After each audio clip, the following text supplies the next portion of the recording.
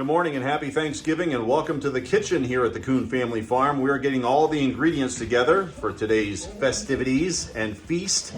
We're starting to tear up all the bread. 6 loaves of sourdough bread is what we start with our meat stuffing.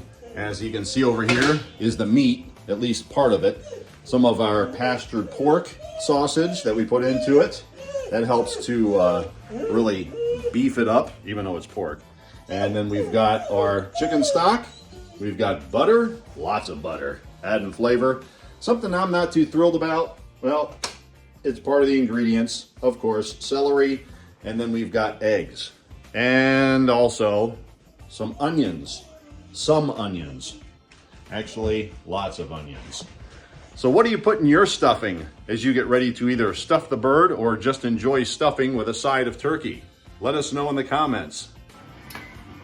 Preparations are continuing. He's now slaughtering the celery.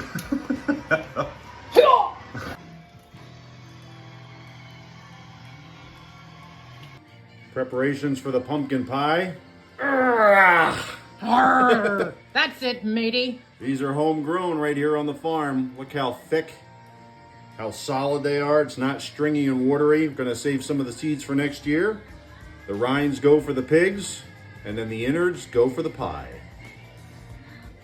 Picking out one little seed at a time so that we have a good harvest for next year. He's the one that has the patience to do that. This is why we call it meat stuffing. It's because it's not vegetarian stuffing. This is our year-round pastured pork added to the sourdough bread, the onions and celery, and the chicken stock. Shh, don't give away all the secrets. I won't. Too bad this isn't smell-o-vision.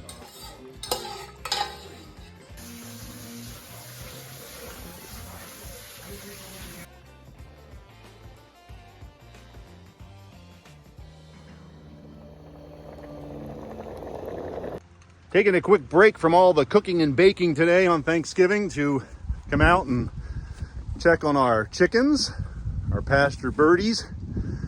We've also got some special treats today for the ponies that are waiting down here for us patiently. Oasis and Mac are going to be getting their normal grain, but we're also threw in some apples for them today. Don't have any carrots.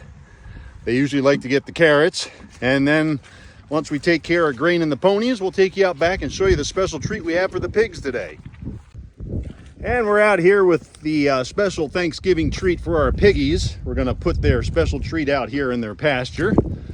And just because they're pigs doesn't mean that they get slop or nasty stuff that we don't even want to touch. This is fresh leftovers from our Thanksgiving preparations. We've got some apple peels in here. We've got celery. We've even got some pumpkin in here, which is real good for them. Pumpkin, the seed specifically, is actually a natural dewormer for the piggies. So we don't need to give them any type of medication or chemicals to help keep their guts clean. So this is their special Thanksgiving Day treat. As a couple of the piggies venture out here to enjoy what's left from our bountiful feast. Keeping our pigs happy and healthy is a good way to do the same thing for us, our family, our friends, and our customers, because we know that what we give them is what we're eventually going to be eating as well. We've got chickens all over the place. They like roosting, they like being down on the ground. You got their feeder here in the corner. Actually, where that food's coming from is an outdoor silo, I guess you'd say. This makes it easy for us to feed them. Pop that cap off, fill that tube with feed, and it keeps them fed for about a week. So now we're going to go in and grab the eggs. So we've used quite a bit this morning already when we were making the stuffing. So this is their coop. They've got a door here, opens and closes, keeps them safe and warm, especially in the wintertime. We come in here and check and see where the eggs are at.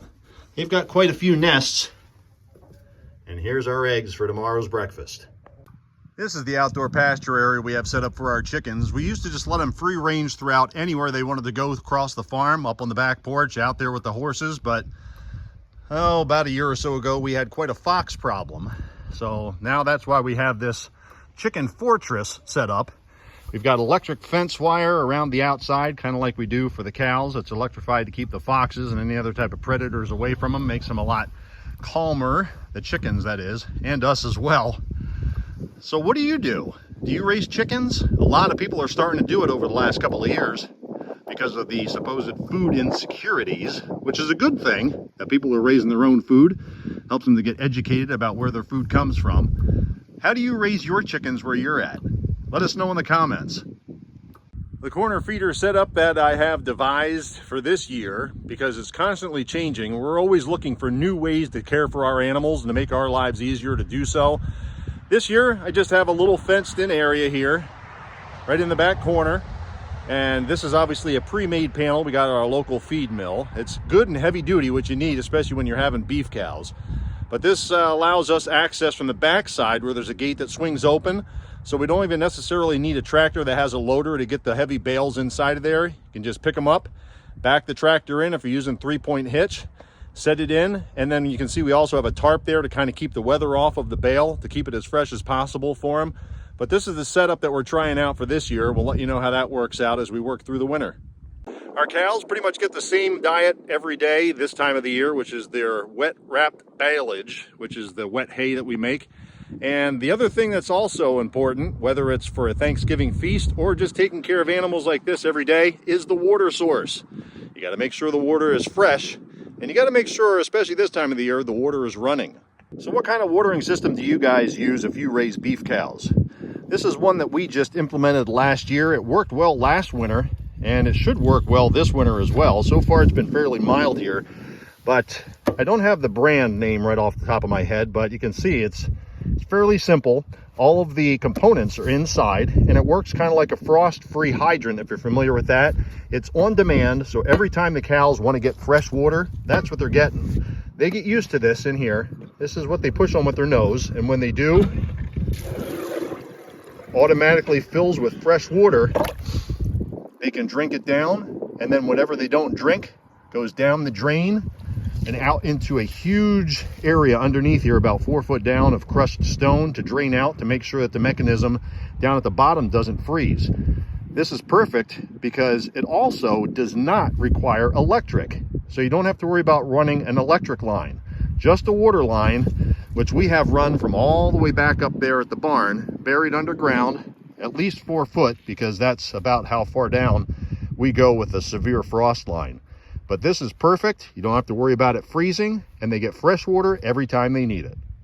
Well, that just about does it for our outdoor tour, somewhat quick tour of our outdoor activities, of what we do on a daily basis, whether it's Thanksgiving, Christmas, or Easter. Cows are taken care of, so are the ponies, pigs, and chickens. Now it's time to head back up to the house to see how Tina's doing with the pumpkin pie and the stuffing. Come on. Just got back in from chores, and the pumpkin is rendering down nicely for our very near future pie.